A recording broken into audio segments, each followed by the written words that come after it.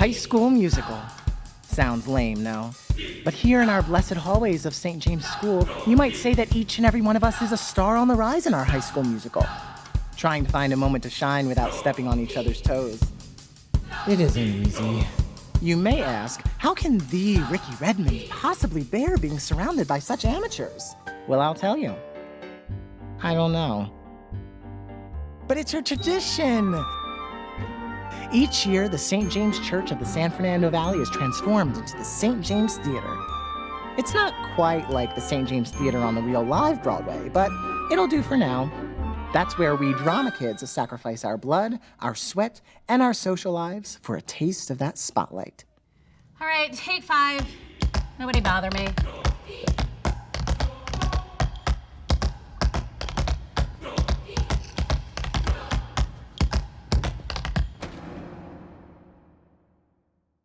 Right.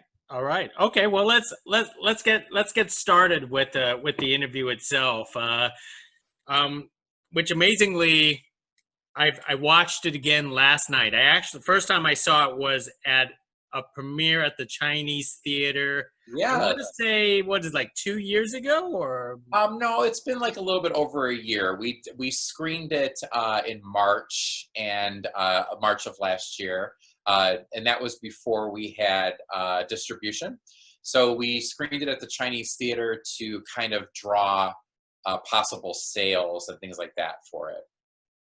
So this must be quite a relief that it's going to, for the rest of the world to see it. It is a relief, like anyone who's in filmmaking, they get stressed out, during the process. Filming it is the fun, easy, well, it's not easy, but it's the fun part. And then, there's all the post-production, and that usually takes about, 6 months to a year, depending on what kind of film it is.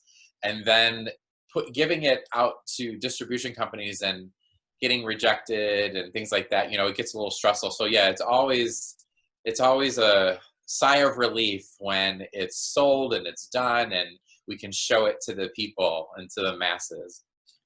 So how did Divos landed with your production company? How did it came across your desk and you basically said, you know what, we got to make this movie? We were connected by a producer that Matt Steele had already hired onto the project, Javier Montoya. He had worked with me on other projects, and he thought that we would be a good fit. We do like to support, LGBTQ films, being gay-owned and operated ourselves. So we do try to look for, quality films for that genre. Even though this is kind of a film that is kind of blanketed across all, anyone who went to high school anyway, they're going to relate to a lot of this, especially if they were in theater or if they were in the performing arts in school. But when we got it, across our desk, as you put it, from Javier Montoya, we just thought it was an amazing script.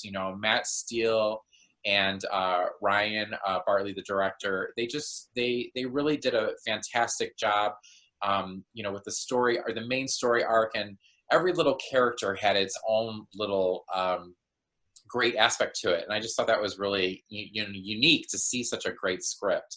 So we had to do it. We had to be a part of it. And of course, I had to play Mr. Aubrey. Right. Talk about, because usually producers don't get to be in their own movie, but you did, and you weren't playing sort of like like an extra or you're actually a major character. I mean, talk about playing Mr. Aubrey. Mr. Aubrey was, we like to do projects where, because I am an actor and I like to pretend I'm an actor first, but that doesn't always pan out that way. Usually the producer takes the bigger role and the bigger hat. But we like to do projects where I can put myself in, or only if it works for me though. And I thought that Mr. Aubrey spoke to me. I thought he was really funny. And, like when I read the script, I kept thinking of teachers that I had in the past, and I kind of molded him into, a little bit of different, teachers that I had along the way of my school life. And when I read him, I just thought he was clever, and there's a lot of undertone to Mr. Aubrey that he's kind of like if Ricky, you know, the lead role, like if Ricky failed at life, where he would end up, you know, if he didn't get on Broadway. You know, so Mr. Aubrey's supposed to be like Ricky's worst nightmare, like, you know, becoming this, you know, theater teacher, you know, and that's kind of like why we, you know, made Mr. Aubrey's hair curly, and, you know, like, you know, he's supposed to be Ricky's like the worst nightmare. What possibly could happen to Ricky if he didn't make it to Broadway? He would end up this schlup teaching, you know, the arts at school, you know, and I think he even says schlup in the movie. How did it feel to transform into Mr. Aubrey? Because you did have the curly hair, you had the suits on. You right now you look nothing like Mr. Aubrey. I appreciate that. Mr. Aubrey was so much fun to design. You know, the wardrobe, Lindsay Huffman, she purposely sized all the clothes, you know, 2 sizes too small for me. So, like, you know, they were a little bit more form-fitting. And, you know, like I said, you know, it was really important to kind of throw in teachers that I had, like, you know, I had been in school with over the years. And poor teachers, you know, sometimes, you know, you can count their outfits, you know, like on one hand, you know, and I think that means that they need a raise. But, you know, the suspenders and all the little quirky things, and the fact that he was a big guy, and, you know, he had kind of like, you know, the Meatloaf, you know, where Meatloaf was always toweling himself off when he sang. You know, he kind of like, you know, Mr. Aubrey has the towel too. He's constantly, you know, patting himself down. It's almost like a security blanket for him. But he was so fun to, like, you know, figure out what he was going to look like. We didn't want him to look too dead on, you know, with what Ricky Redmond looked like. Obviously, because they're, you know, the age difference or anything. But we wanted people to look at him and kind of see that that could be what Ricky could end up if he, you know, failed at his big dreams, you know. But the clothes were a lot of fun. Lindsay did such a great job, you know, picking them all out. And like I said, they were very comfortable because they were all very small. Like Mr. Aubrey was always wearing something he shouldn't be. Just it fit him, so he, you know, would wear it, but it's not necessarily something he should be wearing. Now you got to work with all the kids on that stage production, whether it's on stage or in that church room and all this kind of stuff. But you're also a producer and actor in the film. How do you separate those? Like in the middle of acting, how do you just don't all of a sudden go into producer mode and try to stop production if you see something wrong? I hear people talk about it all the time, and I personally don't recommend it. You know, like Mr. Aubrey, like you said, he is a heavy supporting role. He, you know, he had quite a few scenes, and even if he didn't have lines, he was appearing, you know, with the ensemble. It was challenging. You know, there were days where I took a lot of takes sometimes for me to get me in my headspace, because I was literally, you know, doing one thing and then jumping from behind the camera right in front of the camera. And sometimes it was challenging. There were a couple of days where there was heavier dialogue days that I took a couple of takes to get me going where I could remember who he was. But I don't recommend it. You know, it's a lot of stress. You know, it's fun though, but it is hard to turn off, you know, especially since everyone on set I'm kind of like Papa Bear, you know, so everyone on set is constantly turning to me and asking for things. So I'm literally doing my scene and someone's coming up to me, we ran out of granola bars on the, the craft table. And I'm like, I can't find somebody else. I can't do this right now. But, you know, other than that, it's, you know, it's fun. I just, you know, like you have to be really, really, really like, in control of like what you think the character is, and you have to know the lines like inside and out. And that was the challenging part, you know, is the big dialogue days. You know, sometimes it took me a little bit longer to get it. That is excellent. So as an indie movie producer yourself, could you talk about the challenges of keeping this you know, as an indie project, keep it moving and making sure that you don't go over budget or over crazy? Because I thought it was a very good, high quality film. Oh, thank you so much. That was the idea. And that's kind of like what my company, you know, J&R, we kind of like try to make that like our mantra, where it's an independent film, but it still looks like maybe a step closer to a studio project. You know, it's something that we kind of always push. And when we do collaborate with other companies or other producers, it's something that we won't settle for. You know, we still, you know, we want them to take their project to the next level, or our projects to the next level. So there's a lot of tricks about, you know, doing things like that. A lot of it is, you know, a lot of production value. You know, you have to find the right locations. You just can't go shoot in your mom's backyard and be okay with it. You know, you kind of try to push the card and try to, you know, find that unexpected, but within the budget. You know, the church that we shot at, they were so gracious to us and so amazing. We wouldn't have been able to have done the film, you know, without them, where it looked like the quality that it did. You know, they gave us pretty much reign of the church, and it was lucky for us because the church was part of a school. So they were allowing us to use classrooms, you know, for Mr. Aubrey and Ricky's scene about, you know, sharing the role, and the basketball courts and things like that. That was all one giant location. So we were very lucky to have that. So that helped substantially with budget, you know, being able to stay in one spot and not moving around. Because filmmakers will tell you that moving around is very expensive, you know, like, because it takes everyone a little bit of extra time, every new location, to set up and to figure out their footing and everything like that. So it wastes a lot of money and time trying to move around and do multiple locations, especially if you're on a budget for independent filmmaking. But so the locations, and then also just hiring the best of what they do, you know, and hiring people who are passionate and that, you know, that love filmmaking.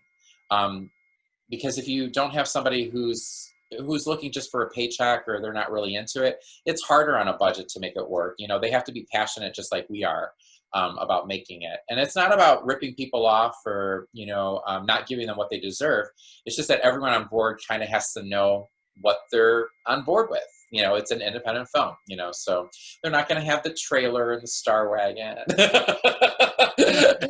I don't know why I didn't have a Star Wagon. Why didn't I have a Star Wagon? Matt would tell you he deserved a Star Wagon. I guess he's the Divos, right? He is the Divo, yeah. I understand how Matt's the lead. After all, it is his story that he actually wrote. How did you manage to get all the other cast members? You just casted locals in Los Angeles, or what's? Yeah, that's another thing, you know, for the budget. You know, we don't really have the luxury to fly people in and out, but, you know, we're here in Los Angeles, so it would be like bringing, you know, sand to the beach. You know, there's so many extremely talented people here in Los Angeles that we were able to, you know, cast through Divos, you know, our casting director, and she set up, you know, the best of the best, and we kind of, me, Matt, Ryan, and my partner Roberto, the other producer, and Javier, we kind of all just sat in the casting room and just went through people. We went through some characters, we went through a lot of actors, and some, you know, we knew who it was right away. So it was about a 2 to 3 day process, I believe. It was 1 day of looking through tapes and, you know, submissions, and then 2 days of bringing them in to see them. And then we did callbacks, you know, right away, you know, so it was a fun process. It's fun seeing people, the way they, you know, different ways they spin the character and how they do things. But, you know, like I said, some of them we knew right away, as soon as we saw them, that they were the one. I'm also amazed because usually indie projects, they like to keep everything indie, but you managed to bring in some big names like Nicole Sullivan, Marissa, Jake Busey. Talk about how you managed to score them to bring them on board, because they're not unknowns. No, they're not. You know, Marissa is a Tony Award-winning actress. You know, she's I think that's a tribute to people who are very passionate about their work, and people that just love to be acting. They love to work. Nicole, Marissa, and Jake, and even Jason Stewart, they are very, very, very kind people, and they love to work. They were very easy to approach. That's what I always try to tell independent filmmakers. I said, you know, there's a fine line between insulting them and, you know, and asking them. So you just have to be fair. You know, you can't try to bring someone on of their caliber for $2.55 an hour.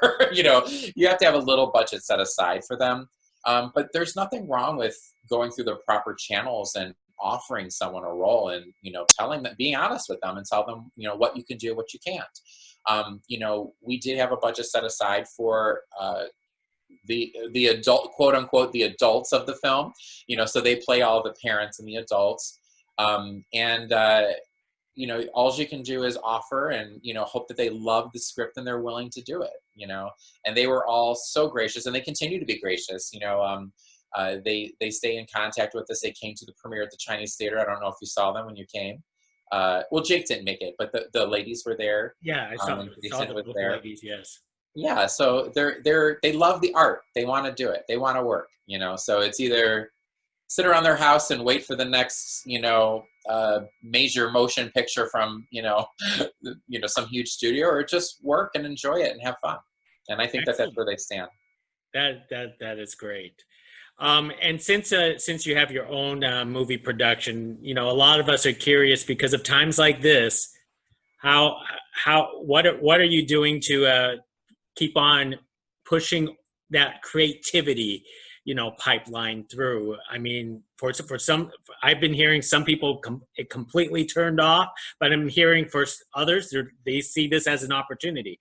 What is your production company doing? Well, we got fortunate, because like I said, usually you film and you do post-production, and then the next year it comes out and it's in sales. So we were very fortunate. We did 4 films last year. So Divos, and we have 3 other ones, that are in sales or sold or in post right now. So that's kind of keeping us busy while this is all going on. But unfortunately, that doesn't mean, we're working, working like on a new project. We do have things that, we have set up, but people are still a little nervous about pulling the trigger financially, or also going on set and filming, Also, people, everyone's saying, oh, Hollywood is open, but is it? SAG has a lot of guidelines and a lot of things that they did for the actors and the crew's safety. And yes, it is possible, but it kind of hinders you of telling you the best story that you can. You're not allowed to kiss. You're not allowed to do this. You're not allowed to do that. So, you can't tell a romantic story, because are they going to elbow each other during the kissing? So it has restricted, a lot of movement. I've been doing a lot of writing. This is a chance for, J&R, our company, to go over scripts and potential films for the future. So we do have a lot of things on our desk right now that we're reading, and we're trying to see if we'd like to be a part of. We have some great things, I'm, ready to go. It's just, they haven't really have a lot of traction right now while we're going through the pandemic phase of our world right now. Well, I like to call it a pause. That's all it is. Pause. I like that too. I mean, maybe we all needed a pause, I don't know. I try to look at the bright side of it. I am, stressed out about it, but, it's not like it wasn't the end of our world. Fortunately for us, we're healthy, and we're reading scripts, and we're talking to a lot of people on the phone. We're trying to keep things moving, but it doesn't mean the rest of the world's ready to do that. I don't know if I would be ready to go on set right now if someone hired me. I don't know if I would. It would have to depend on what the terms were, and how many people are in the room with me. You can't help to be that person to think about it. So I'm anxious to get started again, but I also want it to be safe, and I want it to be right for everybody. It makes sense. I think at times like this, it would make it hard to do a sequel to Divos. It would, especially since, independent filmmaking, you're always on top of each other. Nobody has a Star Wagon. So yeah, putting all those kids in one room, and they're goofballs. The kids on the film were so great, but they're really talented. They're playing the piano in the church. They're doing gymnastics. They're doing it's like rallying, a herd of cats, they're all over the place. So trying to get them to wear a mask and try to practice social distancing probably would have been next to impossible. So yeah, I don't think the sequel will be going to camera anytime soon. Excellent, excellent. Well, hey, Jayson, I really appreciate this conversation. But before I let you go, how talented are you? How is your singing and dancing if you were a stage actor? Why? Why would you ask me that? Okay, so I can't sing at all. My brothers can sing, but I can't sing. I don't know why it skipped me, but I don't know how to sing at all. I can't sing at all. Well, I pretend I can sing, but no one wants to hear it. I used to dance quite a bit. I was a dancer. I did male pageantry back in my day, and dancing was my talent. I don't dance anymore. that was many pounds ago. That was many pizzas ago. But dancing probably would be, like, if my life depended on it and I had to choose one or the other, I would dance before I would sing. That's for sure. Excellent, excellent. Hey, thank you, Jayson. I really love your optimism and outlook. So this is a great conversation. Well, thank you so much for having me. We really appreciate it, and thanks for taking the time. Hey, I love the film. Got to watch it twice in 2 years. So Oh, thank you. I'm glad you liked it both times. excellent. Hey, Tell your friends. Tell your friends. I will. Now everyone get to see it. Thanks so much. Hey, thank you. Bye now. Bye.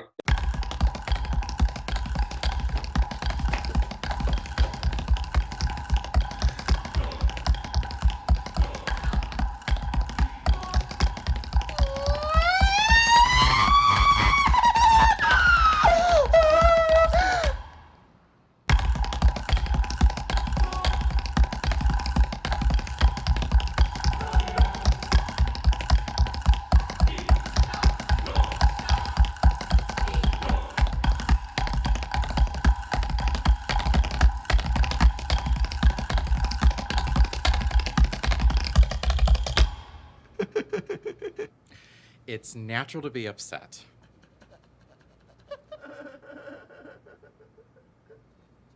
Who's upset? I'm not upset. I'm not complaining or anything.